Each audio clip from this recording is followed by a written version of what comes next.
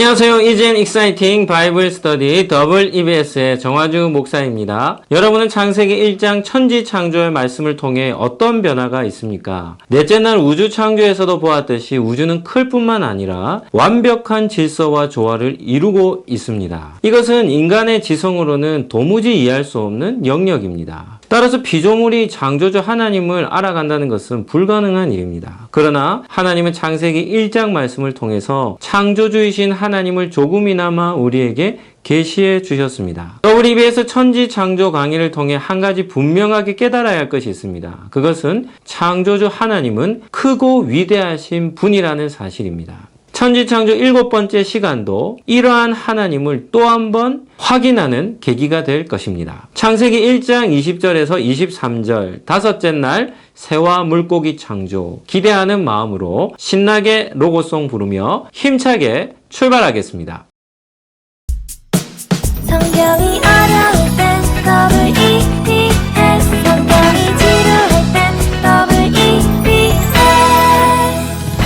창세기 1장 20절에서 23절 본문을 함께 읽겠습니다. 하나님이 이르시되 물들은 생물을 번성하게 하라. 땅 위 하늘의 궁창에는 새가 나르라 하시고 하나님이 큰 바다 짐승들과 물에서 번성하여 움직이는 모든 생물을 그 종류대로 날개 있는 모든 새를 그 종류대로 창조하시니 하나님이 보시기에 좋았더라. 하나님이 그들에게 복을 주시며 이르시되 생육하고 번성하여 여러 바다에 충만하라. 새들도 땅에 번성하라 하시니라. 저녁이 되고 아침이 되니 이는 다섯째 날이니라. 익사이팅 포인트 첫 번째, 신비로운 생명체들. 여러분들은 하나님의 천지 창조에서 어떤 생명체가 신비롭게 보입니까? 저는 두 종류를 꼽고 싶습니다. 하나는 하늘을 나는 새들이요, 또 하나는 바닷속의 물고기들입니다. 오늘 우리가 살펴볼 대상입니다. 본문을 통해서 이들을 한번 살펴봅시다. 첫째, 새 창조. 우리가 사는 시대에는 과학의 발달로 하늘에는 비행기가 날아다닙니다. 그로 인해 전 세계를 여행할 수 있는 길이 열렸습니다. 자동차는 100km 이상 달립니다. 이것도 과거에 비하면 엄청난 발전이죠. 그러나 하늘을 나는 비행기는 몇 배나 더 빠릅니다. 700에서 800km 이상 날아갑니다. 하늘에는 장애물이 없기 때문에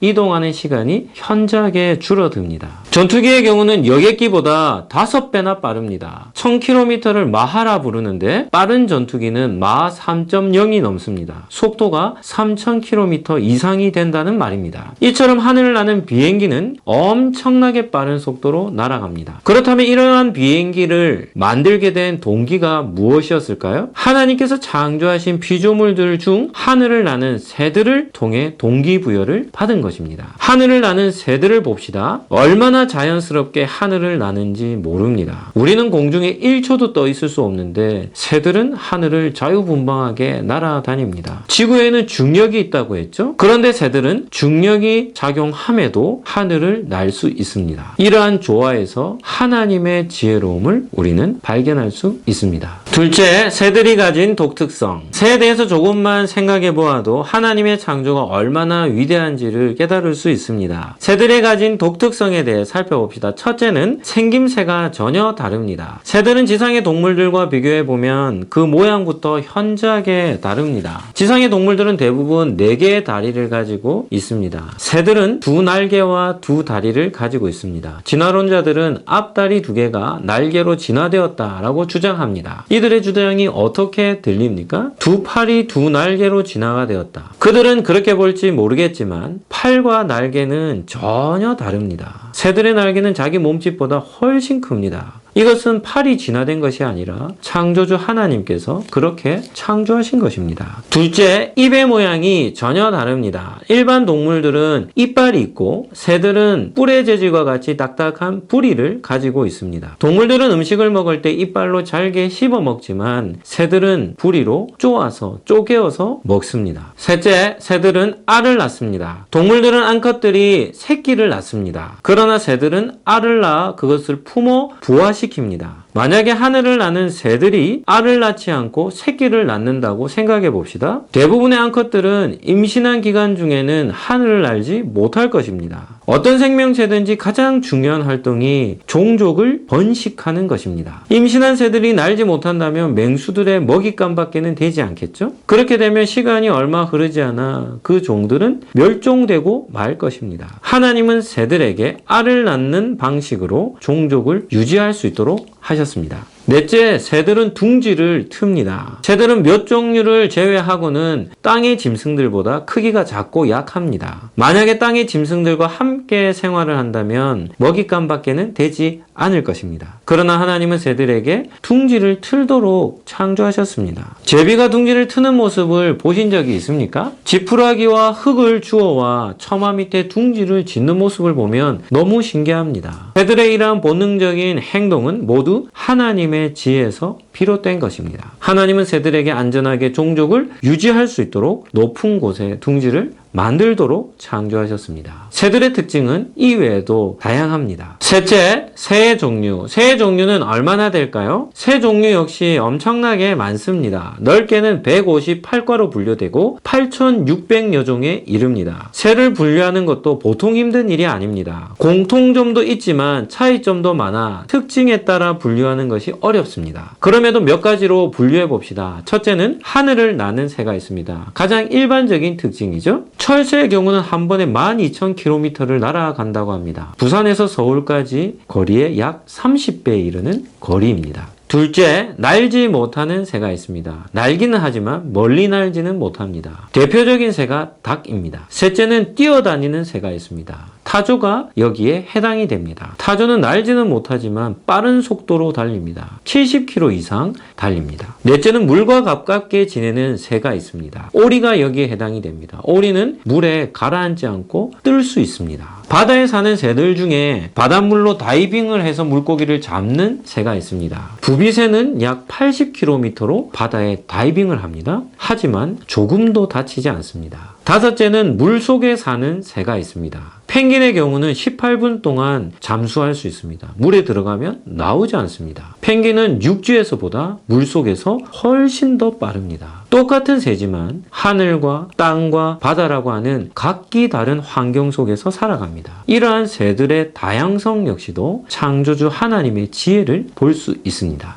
익사이팅 포인트 두 번째, 새들 중에서 최고의 선물은 무엇일까요? 조류와 관련하여 하나님께서 인류에게 주신 가장 큰 선물은 무엇이라고 생각합니까? 닭이 아닐까 생각합니다. 현대인들의 식생활 중에서 닭은 빠질 수 없는 식재료입니다. 다양한 닭 요리뿐 아니라 치킨의 종류가 얼마나 많습니까? 닭을 먹는 즐거움, 현대인들에게는 뺄 수 없는 즐거움입니다. 치킨을 먹을 때마다 다섯째 날 새들을 창조하신 하나님께 감사하시기를 바랍니다. 넷째, 물고기 창조. 새도 신기하지만 그 못지않게 신기한 것이 물고기입니다. 물고기는 물속에서 삽니다. 인류에게 공기가 반드시 필요하듯이 물고기들에게는 물이 반드시 필요합니다. 물고기들은 물 밖에 나오면 얼마 시간이 지나지 않아 죽고 맙니다. 저는 물에 대해서도 묵상해 본 적이 있습니다. 물도 참 신기하지만 물의 상태인 액체도 참 신기하지 않습니까? 그런데 그런 물 속에서 물고기들은 호흡을 하며 살아갑니다. 사람과는 전혀 다른 호흡 구조를 가지고 있는 것이죠. 이전 시간에도 살펴보았듯이 지구상에는 물의 비중이 70%입니다. 그리고 바닷물과 민물의 비율은 97대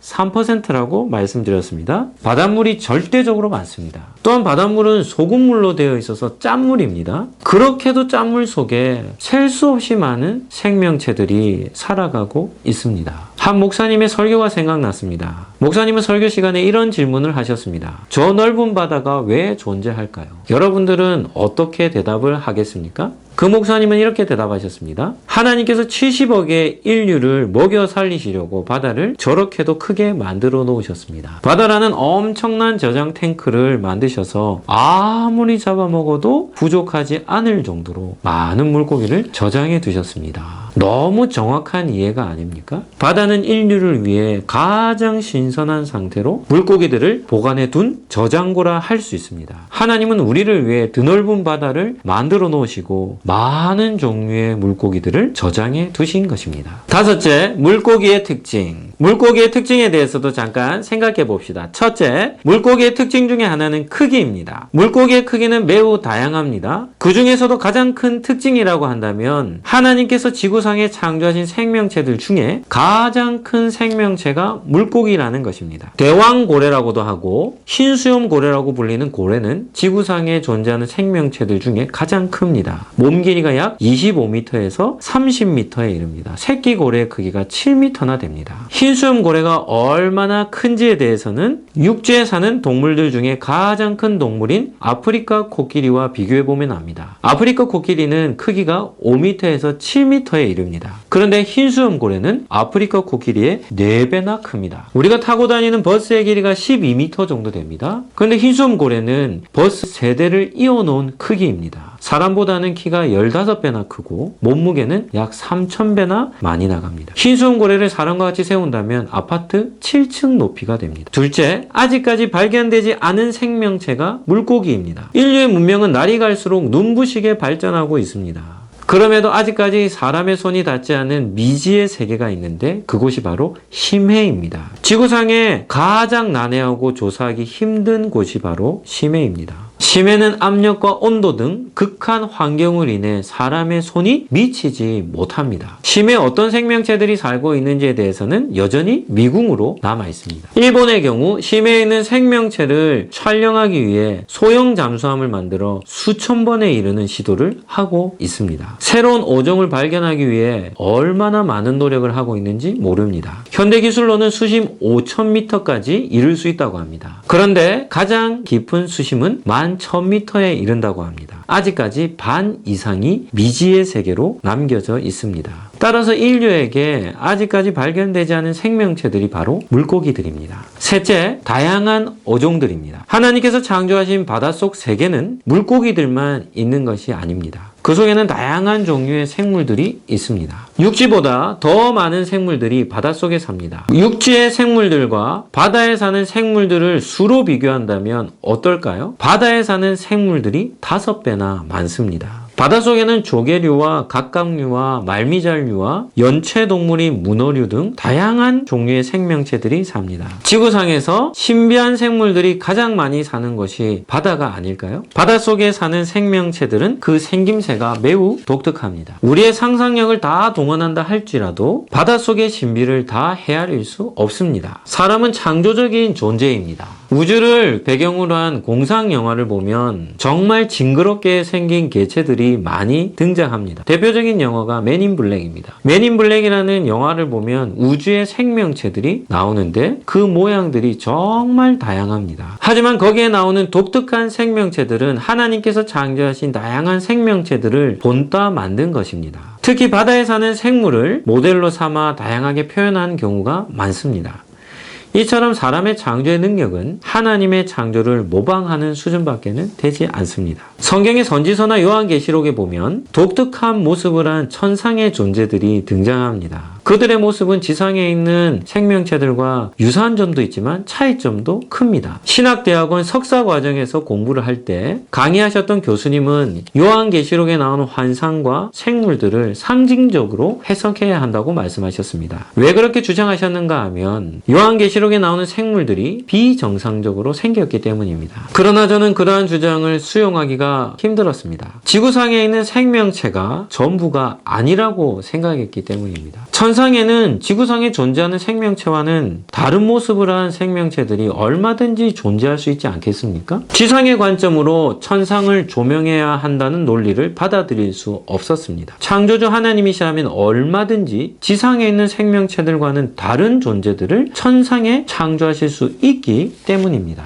여섯째, 생육과 번성과 충만을 명령하시다. 창세기 1장 21절 하반절을 봅시다. 하나님이 보시기에 좋았더라. 하나님의 눈에 다섯째 날 새와 물고기의 창조는 매우 만족스러웠습니다. 이는 하나님께서 창조하신 세상이 선하고 아름다움을 뜻합니다. 이어서 22절을 봅시다. 하나님이 그들에게 복을 주시며 이르시되 생육하고 번성하여 여러 바닷물에 충만하라. 새들도 땅에 번성하라 하시니라. 하나님은 새와 물고기들에게 복을 주시며 생육하고 번성하여 충만하라고 명령하셨습니다. 왜 하나님께서 생육과 번성과 충만을 명령하셨을까요? 이유는 사람의 창조에서도 볼 수 있듯이 하나님의 모든 생명체의 창조는 한 쌍의 창조였기 때문입니다. 이러한 명령은 노아 방주 사건 이후에도 동일하게 반복이 됩니다. 따라서 하나님은 이 땅에 창조된 모든 생명체들에게 번성해야 할 거룩한 사명을 부여하셨습니다. 일곱째, 가장 큰 선물.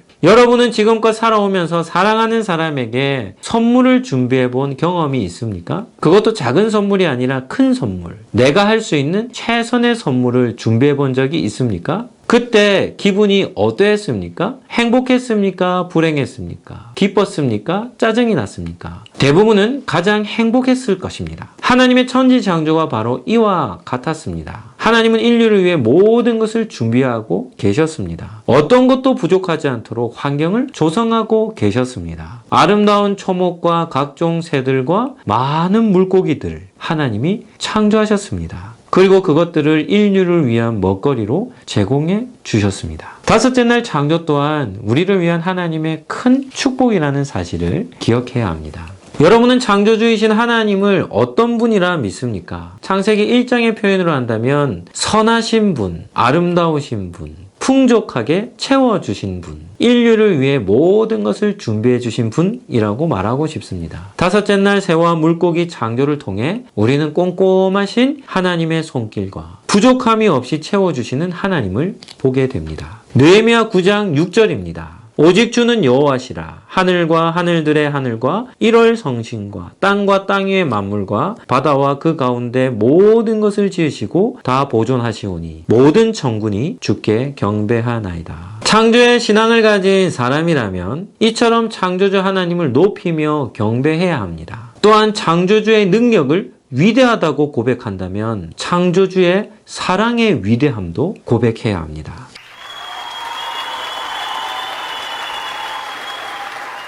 WBS 천지창조 7번째 시간, 창세기 1장 20절에서 23절, 다섯째 날 새와 물고기 창조, 쉽고 흥미로웠습니까? 하늘을 나는 새들을 볼 때마다, 바닷속의 물고기들을 볼 때마다, 식탁에서 치킨과 물고기와 해조류를 먹을 때마다 다섯째 날 하나님께서 우리에게 베풀어 주신 은혜라는 사실을 기억하시고 감사하시기를 예수님 이름으로 축복합니다. 앞으로도 계속해서 WBS와 함께 해주시기를 바라며 다음 시간에 만나겠습니다. 안녕히 계십시오.